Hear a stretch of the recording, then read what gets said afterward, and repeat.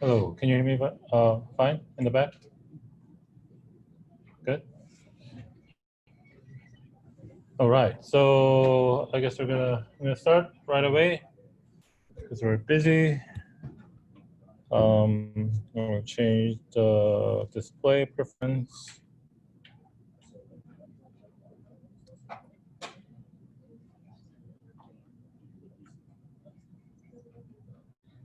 Scaled.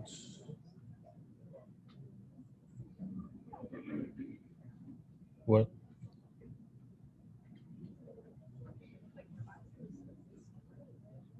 Okay.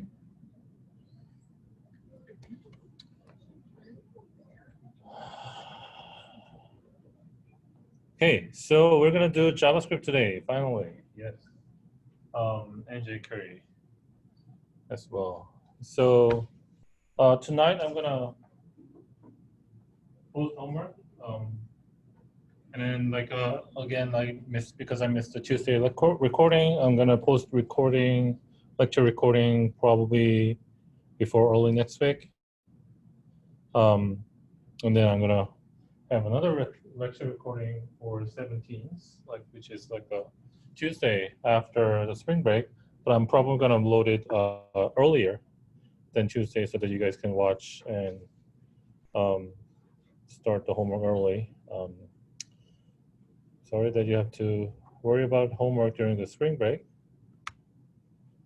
So we looked at JavaScript. It's a dynamic programming language, loosely typed, not necessarily relevant to Java. It could be used for anything, but it's widely used for web programming. So one thing that I wanted you to remember was that the function in JavaScript is an object. So you were able to see these kind of syntax where you create a variable and then put a function, and then now that variable is a function. So you can call the function, or it could be an element inside other objects, or like array or object. So this is a pretty unique thing in JavaScript. How to include JavaScript in your HTML. So we're going to do something today. So be ready to open up editor. I'm going to provide you some starting code. So basically, it's very similar to CSS. You can use the script tag to include internal JavaScript code. Also, you can include any external files using this script source attribute. This is like a relative URL, and this is external URL. This is like a fake URL that I created, so it doesn't work, but you're gonna have some URL that you can include any external libraries. jQuery is one of the external libraries that we're gonna use today. How does it work? So JavaScript, it has to communicate with HTML, right? Because HTML is basically the thing that users see and interact with, right? So how does it know? So we're gonna go over this 4 different things: selector, event, mapping, and event handler. So very similar to CSS, selector is basically selecting the elements or multiple elements, or it could be widget. We're gonna talk about widget later.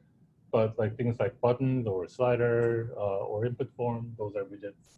But selecting on elements that you would like to use, and we're gonna you have to take care of event, which means that so event is something like you click a mouse button, or you touch your screen if it was a multi-touch device, or you press key on your keyboard. Any sort of thing that happened on your interface or controller. And then you map those events with certain things. So let's say you're playing a Super Mario game. One of the buttons is mapped to jump function inside the game, right? So that's the mapping between but the button could have been any other button, right? So there's a mapping between interface, like controller, and the thing that happened inside your GUI or web page. Yeah.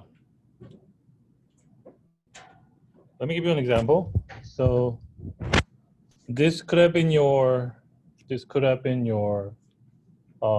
assignment, but I decided not to because someone posted online. So basically, this is kind of a game. You can go there, like you can play it by searching div blaster on your search engine, and then Matthew, he's violating honor code by posting this thing. You can start it. I'm playing game. I'm playing I'm pressing arrow keys and space bar to shoot missile and get rid of this stone. I got this shield that I can eat. And you know, obviously there's something wrong with the scrolling. Score is increasing. I can probably die, and die.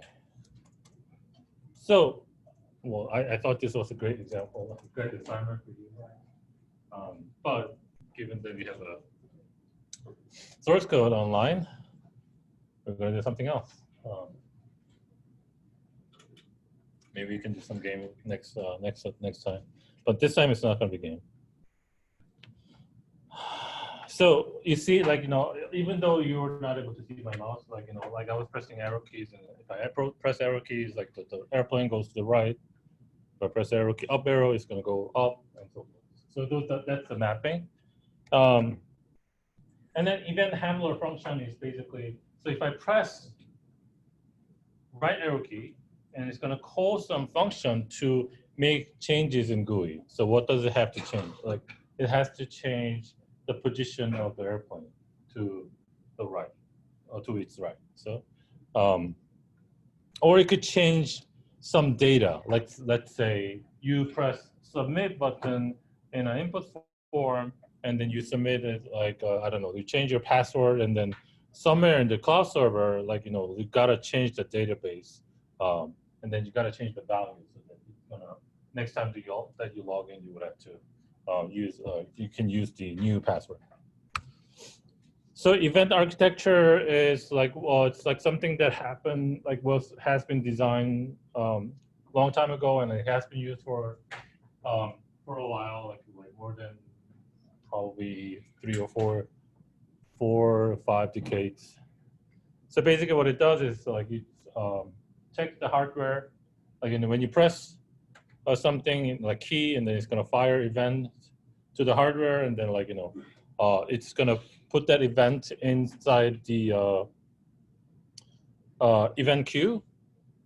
I don't know how many people have experienced that, like because sometimes computer goes slow, and then you keep pressing enter key, and then like it doesn't do anything, but all of a sudden like like there's a bunch of enter key like added later because it was in the queue, and then it was doing something else, and then now it's the time it has computational resources to take care of it, and like all the events are in the queue are. And then like the operating system is gonna know, hey, what this person do, like and then like what did it do in terms of this virtual screen like thing, like there's multiple windows. So should I tell like Chrome? Should I tell Microsoft Word, because there are multiple applications running at the moment? So like kind of dispatching the event to right application, which like Window Manager is doing. Window Manager is the part that take care of like distributing or dispatching event to right program, and then the application will take care of, like in our case it's going to be Chrome, it's going to be web browser, it's going to check out whether there's like element like widget or button, and then if yes, it's going to call the right event handler. So it's like a event pipeline. Like back in the day, people were using polling. Basically, it means that you just keep checking every now and then to see whether something happened or not. Like, so it's gonna be like, I don't know. To make a metaphor, like I'm just keep checking this switch, like once, like every 10 seconds to make sure that someone like turn on the switch.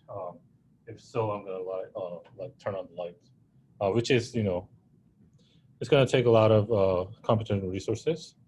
So now it's more like a pushing. So let's look at the pure JavaScript way, and then I'm like spoiler alert. We're just, I guess you can do JavaScript. You can use JavaScript if you want to, but we're gonna focus more on the jQuery. So like you just you don't have to like memorize everything, but of course you can if you want to. So let's create this simple app. So I don't know if you know this. Like it's just like a thing that count people. Like when I don't know, like when you're in the amusement park, you just like count these like number of people who goes in because you don't want to remember.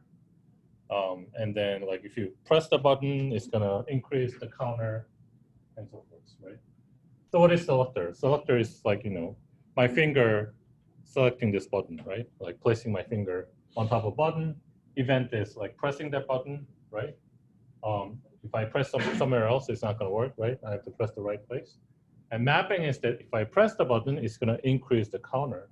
And then increasing the counter is like what the event handler function does.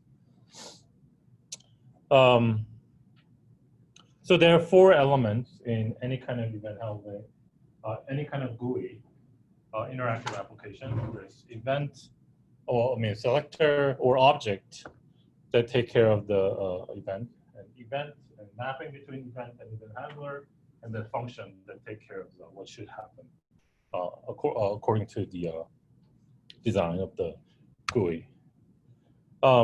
Before we go into the detail, we would have to know some JavaScript objects. So again, in the last lecture, I told you that JavaScript is not necessarily tied to web programming. From this point, like what I'm showing here is like tied to this web browser. So window document elements, these are only available. These are not coming from JavaScript. These are coming from the web browser. So let's say, for example, if you use JavaScript in some other environment, for example, Node.js, you're not going to have these. But like it's going to use the same syntax. So let's check out all these elements. So again, I'm a big fan of inspector. So counter, is it working? Okay.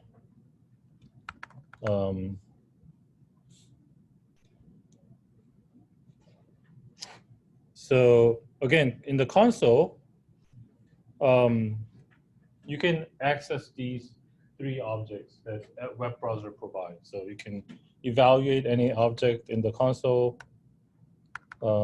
Window is going to return window object. Document is going to return document object. Element is not an object. Like element is like kind of the type. But basically, you can see all the properties, functions that window object has, and then you can see that inner width is 550, which is basically width of this part. I'm assuming that it's going to have a outer width because it has inner width.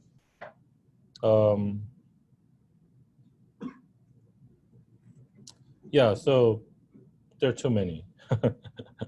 I cannot go over everything, obviously. Document is this whole thing that you see. Document also have property, although it doesn't show it. So basically, window is the global object in web browser, which means that any property of window is accessible from this console. So window has object called document, which is basically the same thing that we just saw. So this guy is exactly the same as document. Document. If I evaluate it, those two are same. And then the stuff that we have been using, like console log, you guys remember console.log, right? Log, hello, and then it's going to print out some stuff on the console.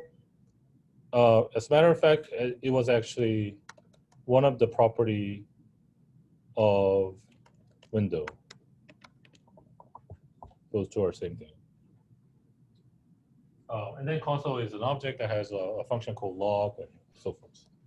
I think it has some other functions like assert. Cool. I don't know what it does. Nothing.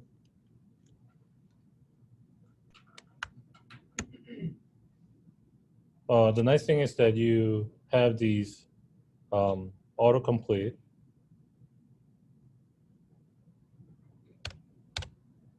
So you can see what kind of functions it has. And then warn is a function that the people prints a message with this exclamation mark and yellow background, which is useful when you're debugging. Element is it's not a reserved keyword, but basically it's a type which represent an HTML element, and you can access any attribute, any reserved attributes like ID or value, name, and so forth.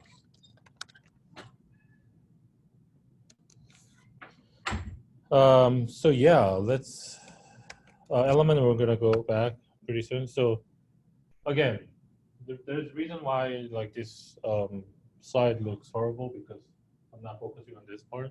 So this is how we select an HTML element using pure JavaScript. So all the functions that I listed here is a member function or property of document. So I would like you to actually open this starter code and then create an HTML file and then open it on the web browser. And I'm going to do that by, and probably it's going to look like this. I'm going to get rid of this guy.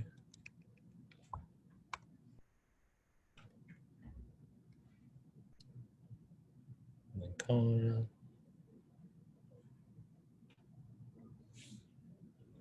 You guys got the starter code and then create a file and open it on the web browser. So starter code is available in this link, GitHub. Just you can grab the code and then, or you probably can just download it, unpack it. Okay, yeah, slightly better possibly. Okay, so let's select element. So I see, like, you know, there are two buttons. It's hard to see. There's a counter container and this H1 element, which is basically this guy, the container that contains 0, and I have two buttons. So let's use one by one. Let's use get element by ID. Again, I told you that these are member function of document, and then get, and then it's going to autocomplete nicely, and then what should I choose? So here, parameter should be, argument should be the name, the string value of ID. So I see a button that the ID of which is reset. So I'm going to say reset, and then it's going to return this guy that you don't see.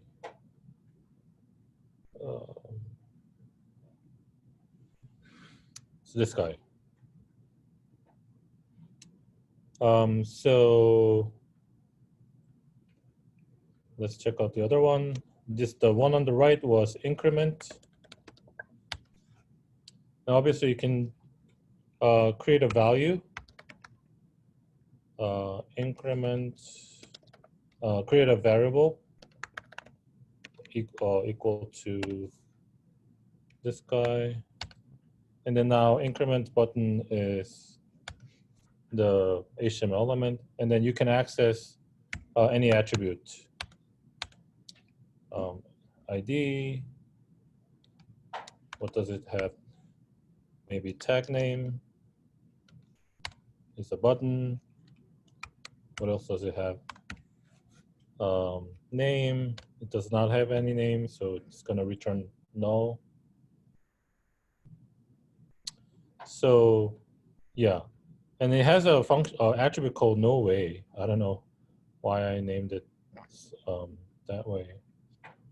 But you can get the attribute by, because it's not reserved attribute, you have to use the function get attribute no way is no way. So again, I'm giving you an example of this guy, like one of the selector in the JavaScript. So you can use get element by ID.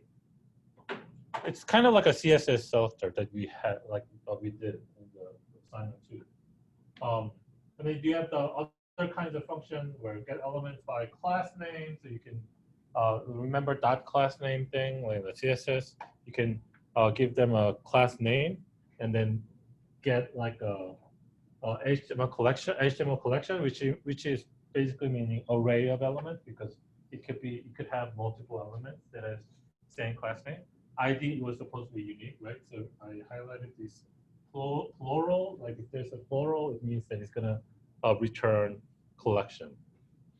So let's try this guy, get elements by tag name, because I have two buttons, right? I should be able to get, I'm gonna go to console. So again, document is the object of this particular web page. And then I'm gonna use get elements by tag name, and then say button. And then now it returned an object called HTML collection. It has two elements. One of them is button reset. The other is button increment. So it's not exactly array, or not exactly array, but it works like array. So let's say if you put index, it's gonna return the first one. If I put 1, it's gonna give me the second one. Or I could use ID to access this, reset and increment. So it works like a array, it works like an object. And then let's see this is, if these are exactly the same as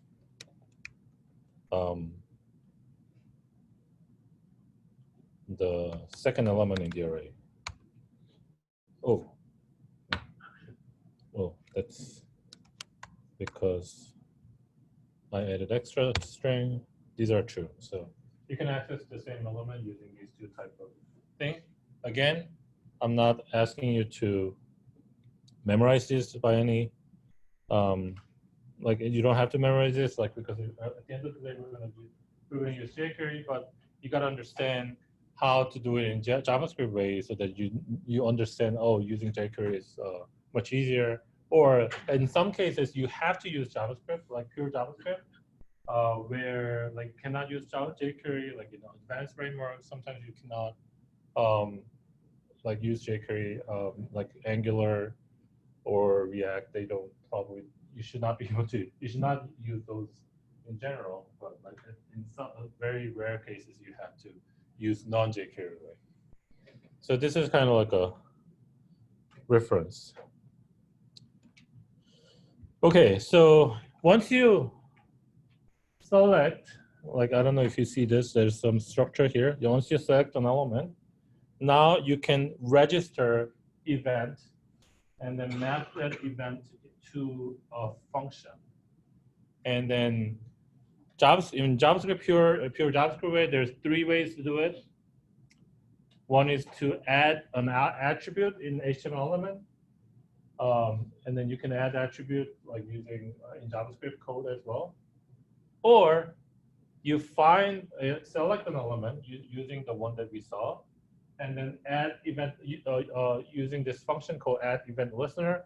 You specify what event that you're gonna observe, and then give them the function handle.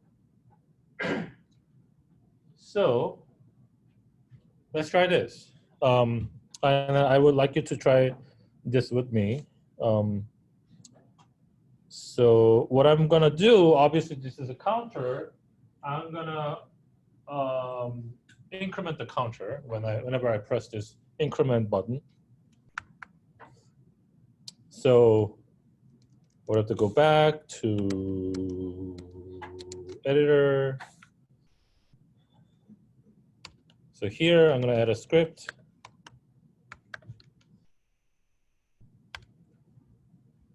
If you can see well. Is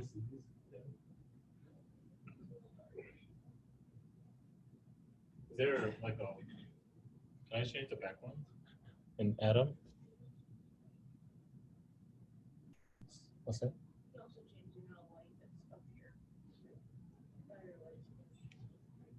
Let me check if I can change this theme. Atom light. Yay. Okay.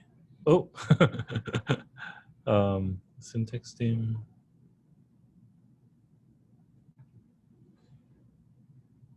Okay. Better? Cool. So here I'm gonna add JavaScript code. So what I'm gonna do is I'm gonna do it like in programming way, not in a, well, let's do this in both ways. So actually, I did this already.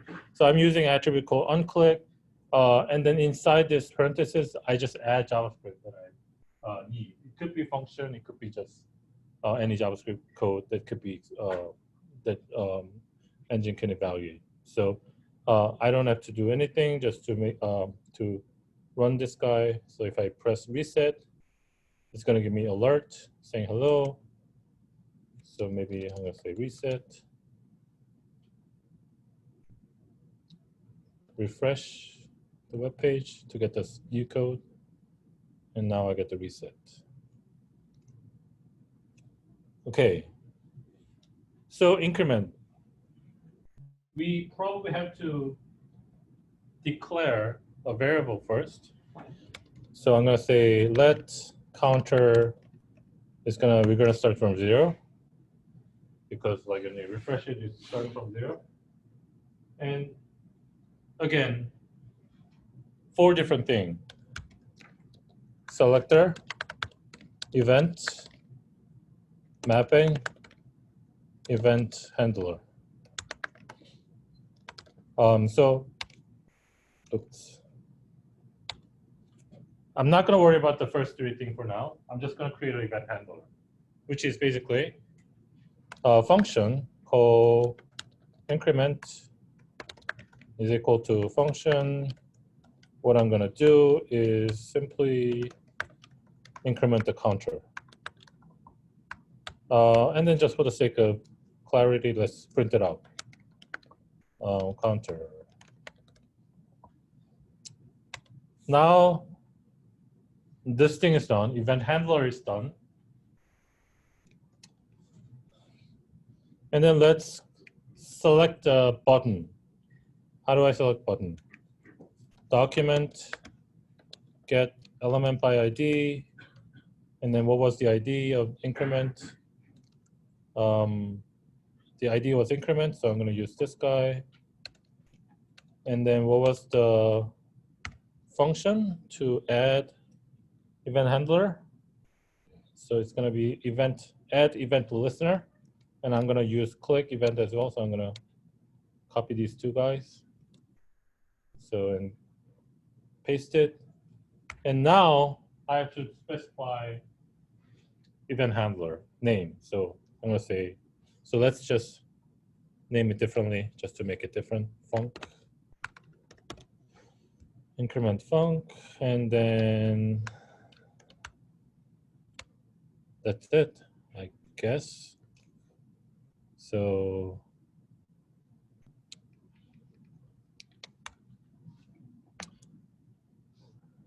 let's try. Where's my counter? Okay, there you go. So I'm gonna refresh. I got no error from the console. So I'm gonna press this guy. And I'm incrementing the counter variable.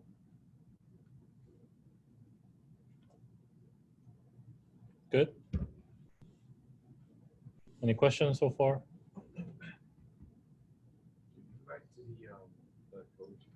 Go back to the code. Let me toggle software app.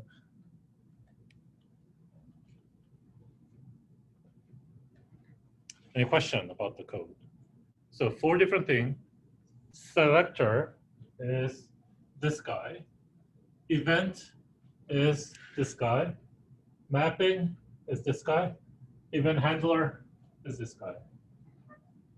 And then we're going to have exactly the same thing in jQuery. So it will be nice to understand this concept. Am I still on the microphone? Yes. Okay. Any question? This is important. You don't have to remember any of the syntax. You have to remember this notion, like the 4 different concepts. Good? Okay, so I create a counter app. Did I? What's wrong with this counter?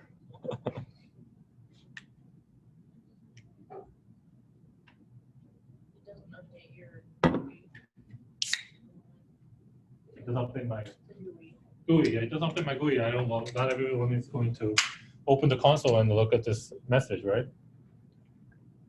So one thing that I didn't cover yet is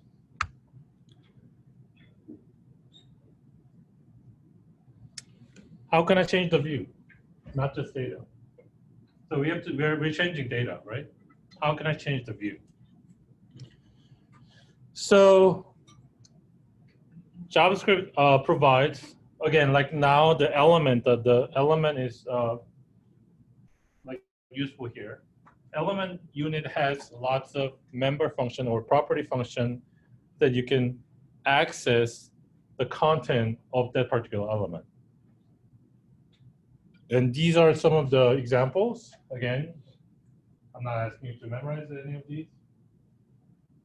But these are some examples, like these are like in the property where you can like get the current value or set the value, or these are functions that you can add like an element or set attributes or remove.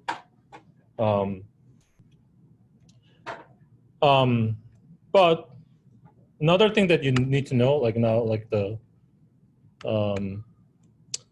order is kind of mixed up.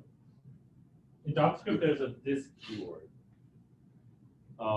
So in Java, there was a this keyword, right? In object-oriented programming, but it's different.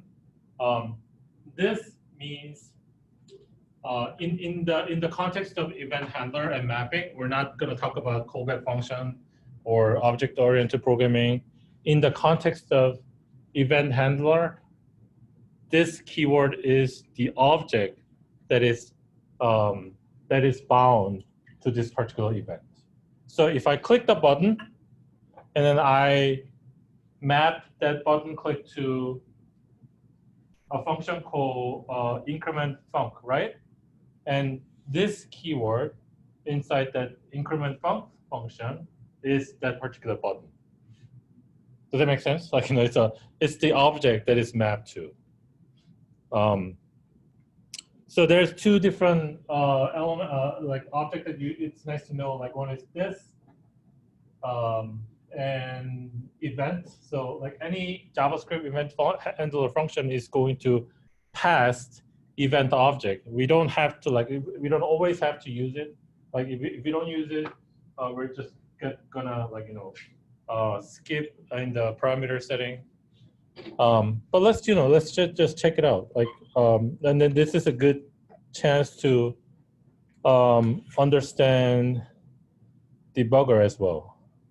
So what I'm gonna do, go back to the code. So inside this handler function, I'm gonna actually receive event argument, which is default parameter that I get from any kind of JavaScript event handler function, and then put a debugger.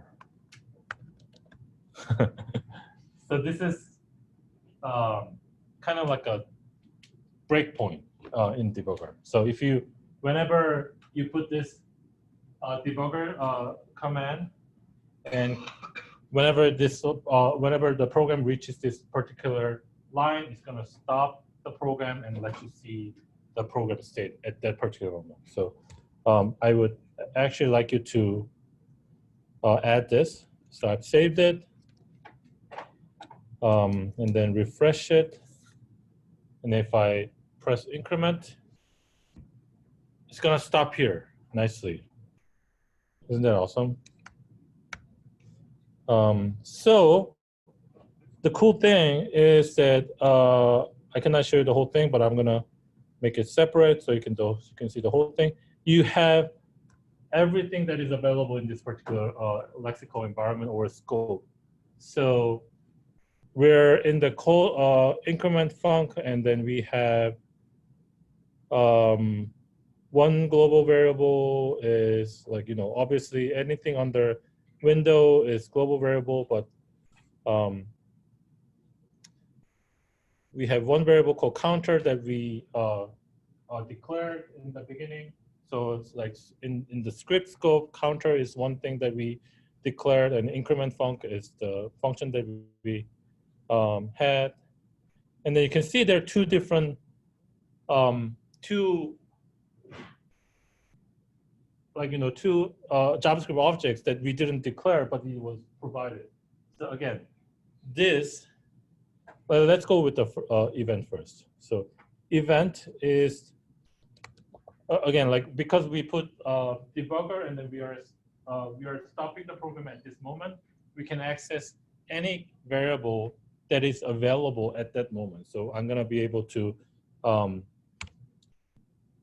evaluate event function. And then see what was it, oh, it was mouse event, and I can even know where I clicked, it was screen X, 1574, I don't know where it is, client X, client Y, control key, whether control key was pressed or not, maybe I can try one more time. So I'm gonna let it go, resume, and then I'm gonna press shift key or control key, and then press this guy one more time. Oops. Okay, shift key. Shift key. Now it's stopped here again. I'm gonna get rid of this guy and then evaluate event again. And then hopefully it has a shift key is true because I pressed shift key and then pressed the mouse button. So event is going to pass all the relevant information. And then this is important sometimes. In this particular case, it's not that important because it's mouse click. But let's say key press. You want to know whether you press up arrow or right arrow, down arrow and so forth. If that's, or press, maybe you're creating a game and you are creating another control on the left side, using WASD. That's pretty common, right? And then you want to know whether there was W or A or SD. Okay. A little bit more on the debugger. You can obviously progress this debugger step by step using this step over button. This is before running this particular line. So let's evaluate the counter value, which is 1. And then if I step over to the next line. Now counter is 2. So everyone is familiar with debugger like C, C++, Java, or whatever language that you have to use in the past. Basically, it's the same. And then also you can put a breakpoint using this, like, what is this called? It's a breakpoint. Sometimes debugger is nice. Like debugger is nice when like you do sanity check on the parameters, and then you put debugger statement when like for the block that is not supposed to happen. For example, I don't know, like if you are asking to type age, but then if it's like a negative value, like you're gonna put debugger there, so that like you can know why this happened. Of course, it's not good for operation, like it's not good for users, but it's good for development because, like, it could be the bug could come from somewhere else. Okay, so so we looked at event, but also we want to look at this as well. So let's evaluate this, and this is basically the element that was clicked, right? Which is this guy, button. And then you can do this kind of like, because it's HTML element, you can do all those things that we used to do, like get attribute, no way, and then other stuff that we saw, like inner text or inner HTML, which is basically the same thing, except that there's a space. But you can actually change, like use it as a setter. So I can change it to hello. And then now the button says hello. Or I can maybe add some HTML code. And now button is stronger. But like what I'm doing here right now, I stopped the program at this particular line. So once like the program like escape from this function, these are not going to be available anymore. So let me actually resume it. And then now this is gone. Now this is like, window is this. Like window is the thing that is calling this function. And now event is gone. So that's how debugger could be useful. So let me do a quick thing. So let's say, hey, I'm gonna set inner HTML of this guy, which is the button, to counter. Let's see what happened. And then I'm probably gonna get rid of debugger for now. So if I click it, oh. Now it's 1. Why does this like stop?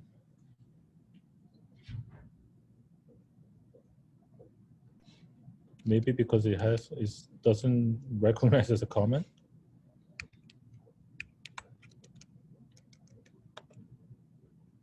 Okay, maybe this was the breakpoint.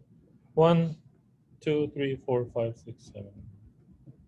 So I can click it, and then it's incrementing the counter, not exactly in the way that I wanted, but it's working.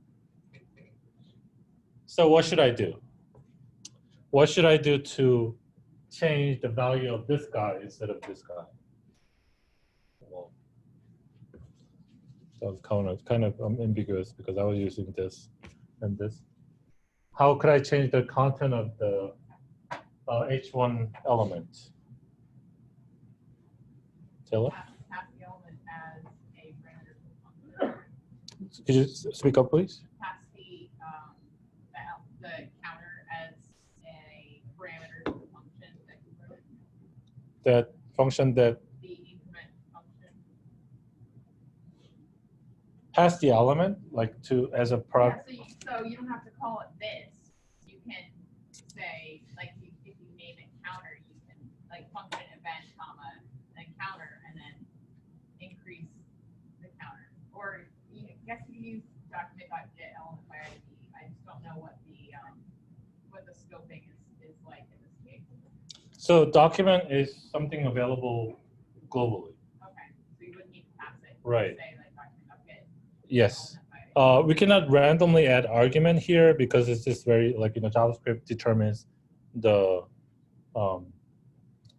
function, the form of. So we cannot do this kind of thing, right? One thing that you could do is exactly the same thing. Select a thing, and then just update the inner HTML. Although I would have to select the right thing, which is basically this guy, this span element.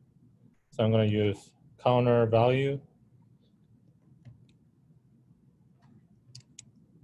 And then refresh. Okay.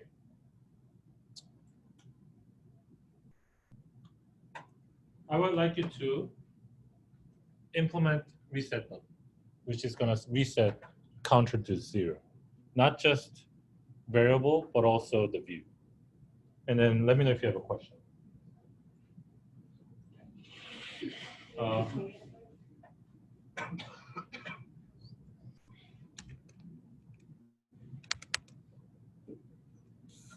So one more event handler is needed. One more statement is needed to specify the mapping and implement the reset button.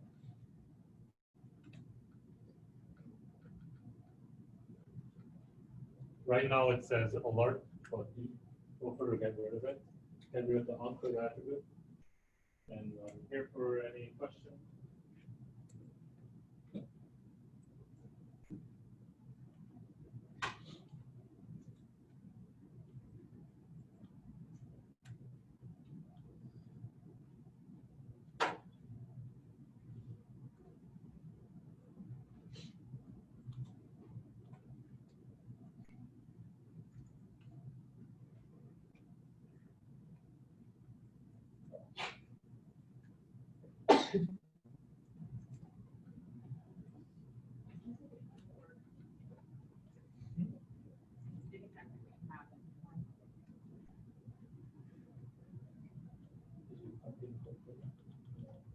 Can you check Oh, out?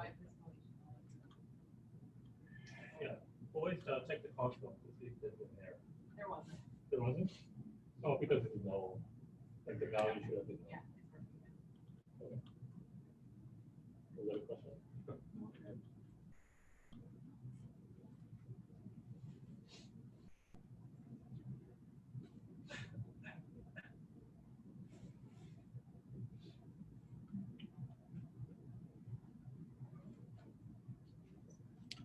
Okay, so how would I do it? Like I'm hoping that you are able to do it fairly quickly, just copy and paste. So I'm going to copy and paste and then call it reset func. And then say counter is going to be now 0, like initializing it. And then counter value is exactly the same thing as is. And now I need another mapping statement for reset button. And I'm going to call reset func instead of increment func. Okay. So if I refresh, counter, reset, oh, I would have to get rid of this guy. Unclick because it's overriding.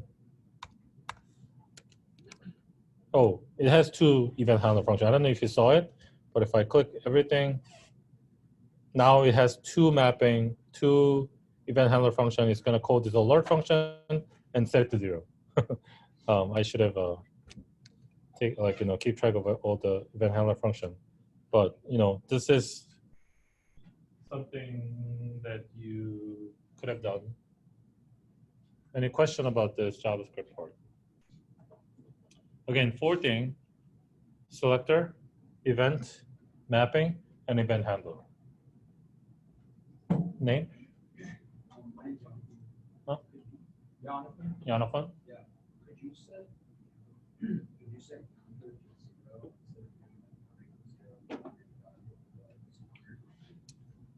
0 You mean to get rid of this one? No, no, just the counter at the end of that line.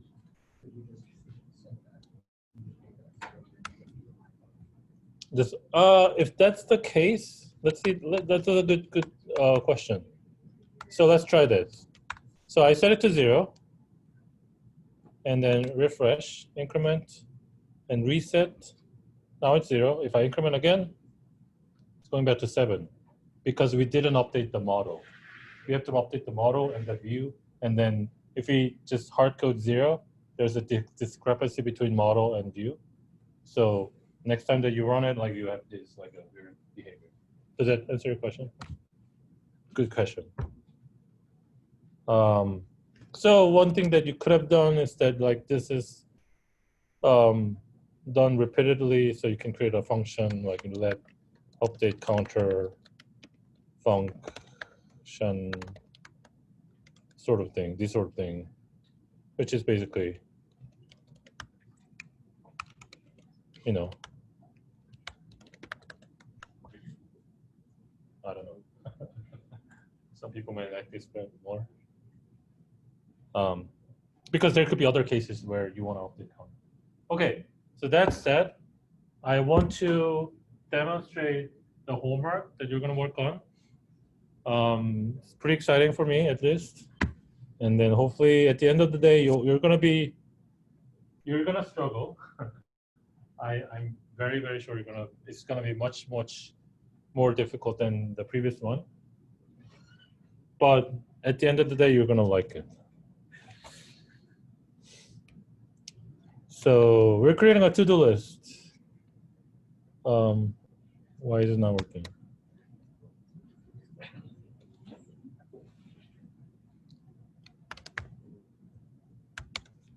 Okay.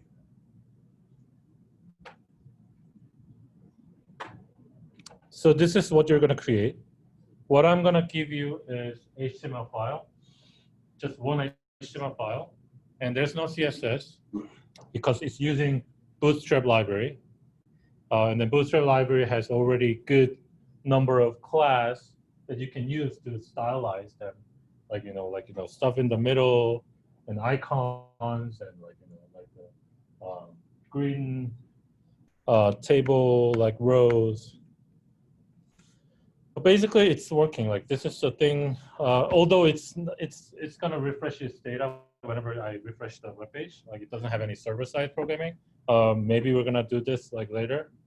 But it is basically working to-do list. So let me show how it works. So I can check stuff that are done, and it's gonna cross out stuff, and then say complete date is today. Everything that I did is today, and you can something that is overdue is like in red color. I can check out the detail by pressing this button. Clicking it again is gonna collapse it.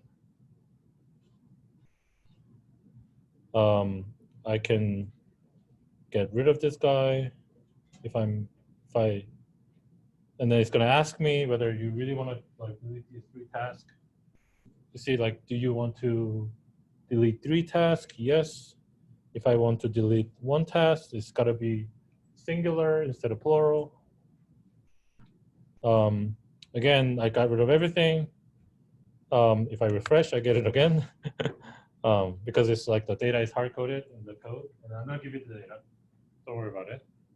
No, stuff that you can imagine, like, I can get rid of individually. Are you sure? Yes. I'm gonna send it to someone. and then it's gonna open like my Gmail with like, nice this data already. I just need to specify the email list. I'm gonna refresh again. If I press overdue, it's gonna show me the tasks that are overdue. Clicking it again, it's gonna give me back. Hide completed task, gonna hide completed task. Somewhere up pretty obvious. Like if you press add task, it's gonna give me nice like model display where I can type task name, lecture prep, and then I would have to do it by let's say this, nothing. If I submit it, I got a new item. If this is bugged, I would have to initialize it. I'm gonna fix this.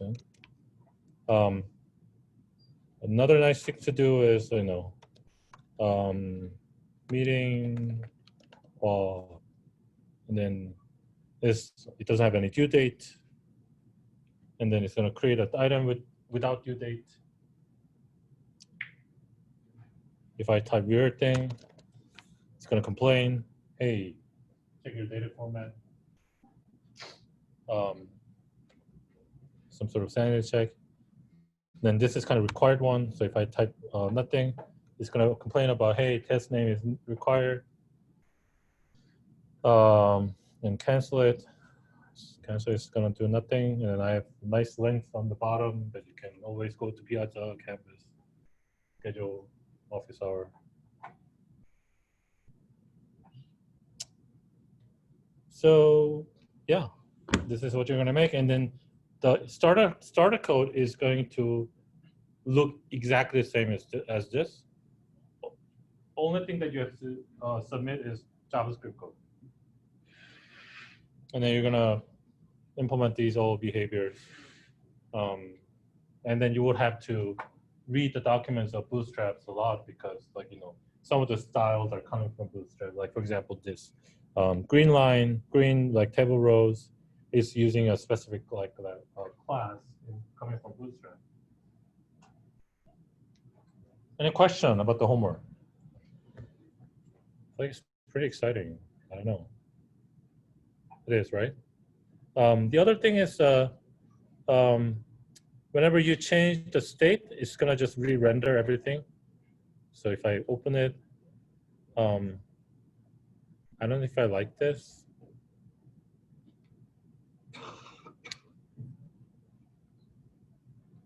Is it weird to close everything whenever I switch the state? So let's say this was open. If I get rid of this guy, and then it's just going to re-render from the beginning. I guess it's okay. It's kind of a personal preference, I guess. Any question about the homework? And then this is due 17th, March 17th. So you have 2 weeks.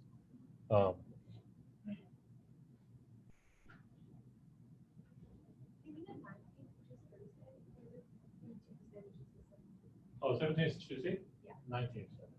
Sorry.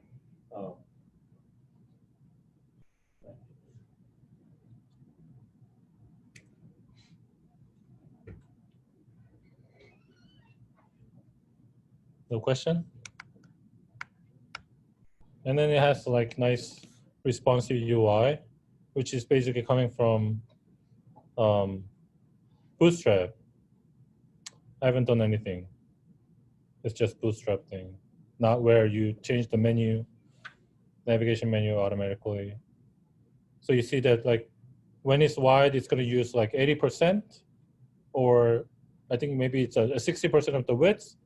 But if I resize it, it's going to use 80%. Now it increased, right?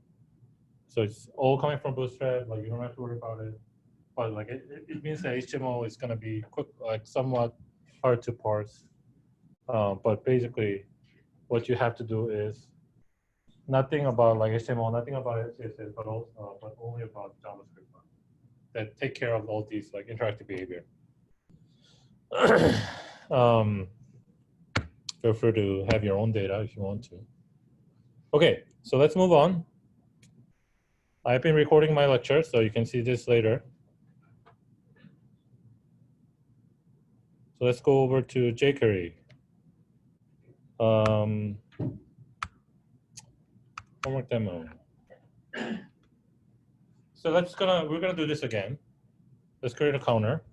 So let's get rid of all the code that I added. I'm gonna start over. Again, same thing, selector, event, mapping, event handler. jQuery is useful for interactive apps. And then it's typically more useful for one-page app than multiple page apps because like jQuery is not good at scaling or maintenance. Like for maintenance, like for static, multi-page application, like for example, like I don't know, Facebook maybe. Like more advanced framework would be nice in terms of like large scale app, but like jQuery is pretty powerful if you want to prototype a like interactive app on the web. So it's much compared to JavaScript, pure JavaScript, it's much simpler to use to manipulate all the HTML DOM tree. A DOM tree is like a document of what is that? Element? Is that element? DOM tree. Document object model. Deals with cross-browser compatibility issues, which was like big issue back then, but nowadays like everyone use like modern browsers, so it's not of a big benefit here. Lots of high-level effects like animation. Why would you not want to use it? Like it does not scale well.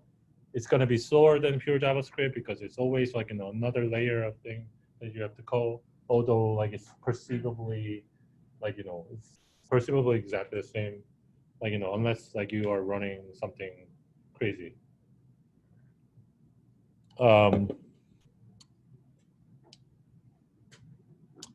do I mean by that? What do I mean by this?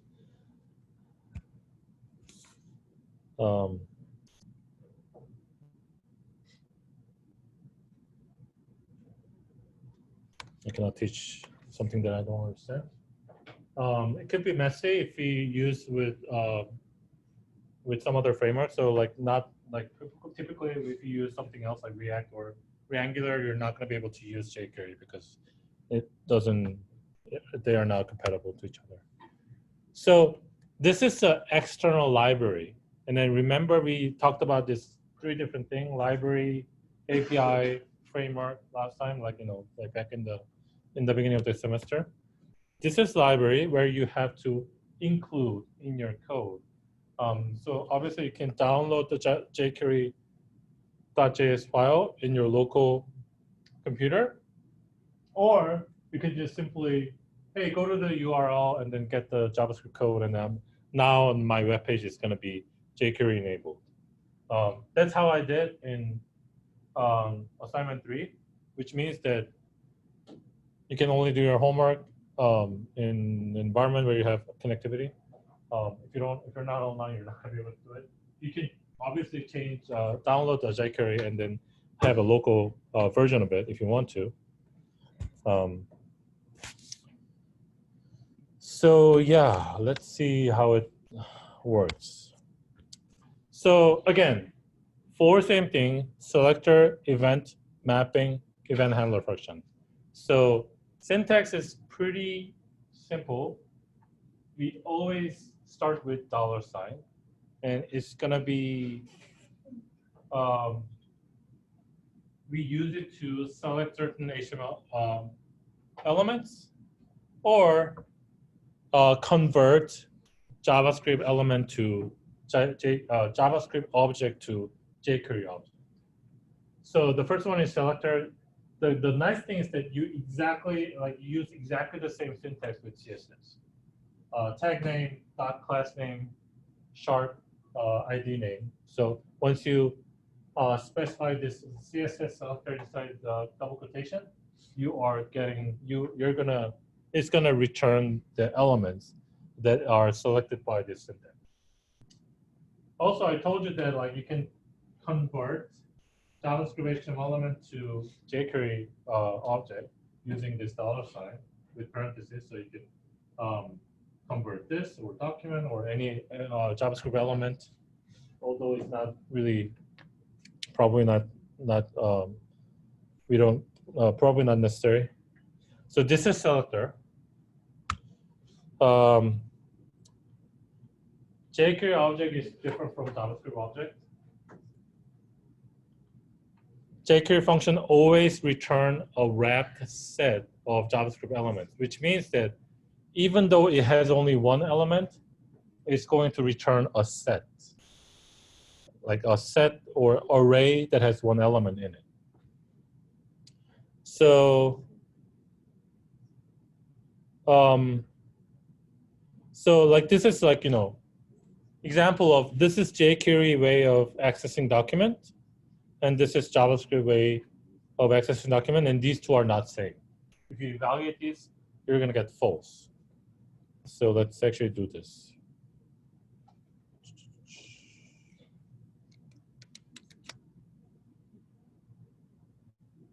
Here's my console.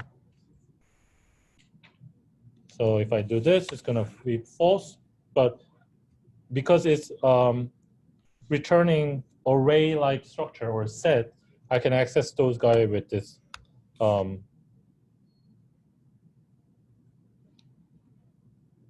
why?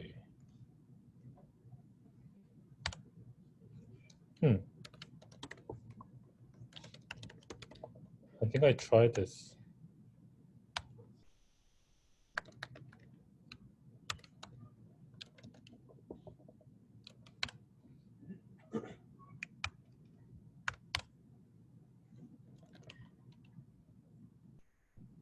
Interesting.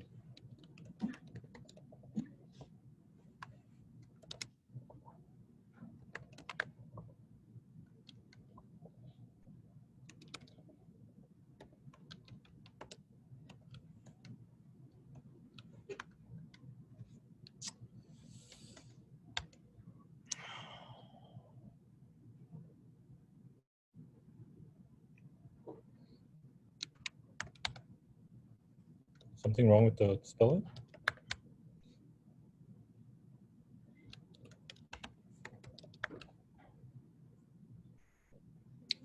Okay. There is something wrong that I don't understand. Like I'm almost certain that I'm very certain that I test this in my office. So let me come back to this and figure it out. But because we don't have time, I will have to move on. So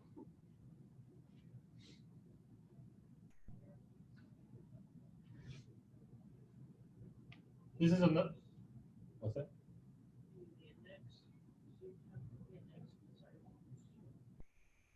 Well, I mean, it's gonna return a set like array, so I would have to be able to access it with the index. Well, let me like check it out again and then update the slide. But like let's look at the other guys. So this is a selector of jQuery, right? Once I specify CSS selector, and then it's going to return array HTML elements with this that belongs to this CSS selector. Again, you can have the exactly same thing in JavaScript way, but these two are not same. But once you access the first element, and it's going to be the same. So hopefully this is going to work. I'm going to use it to access reset button.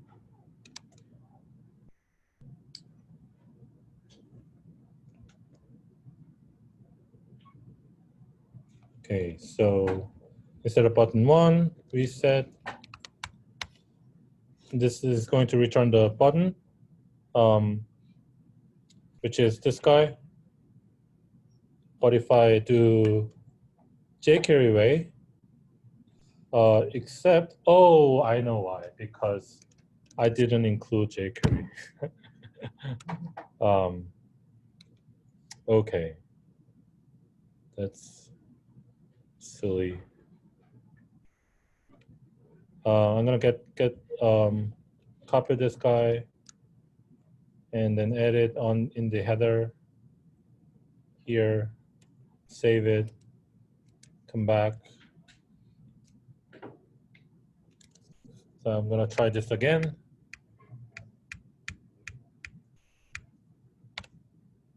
Oh, refresh. True. Okay, so let me try to get the reset button again using CSS selector. It's going to return an object that I don't really know, but you can actually see what's inside using this expand button. It has one element. You can access it using a 0.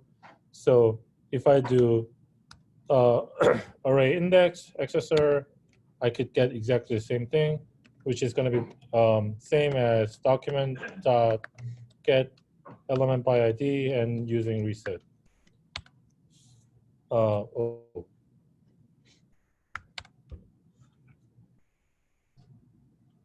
So it's like a tricky thing that you would have to understand. Otherwise, it's always difficult. Like some point, you have to understand whether this is a JavaScript object or a jQuery object.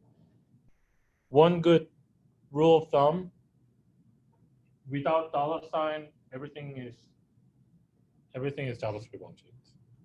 With $, it's jQuery objects.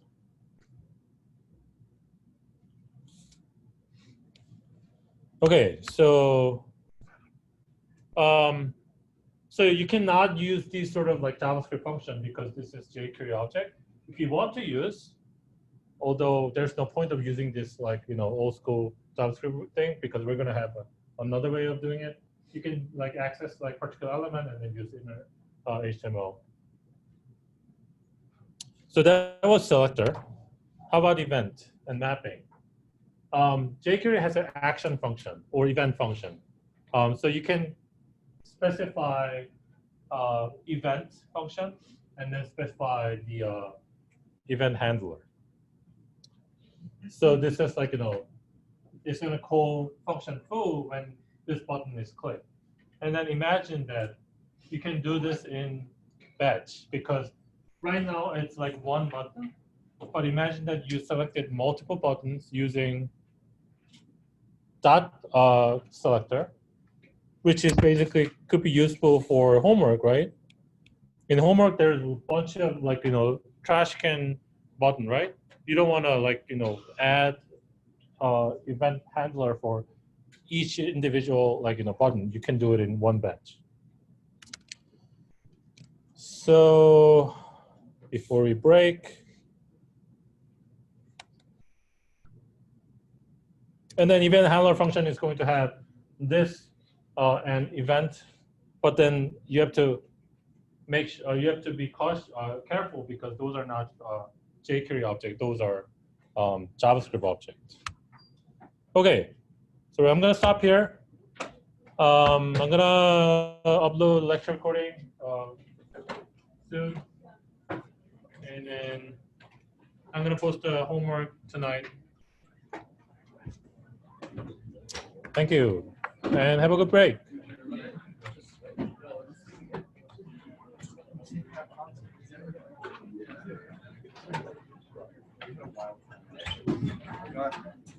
Literally just cool. I'll just hold it in my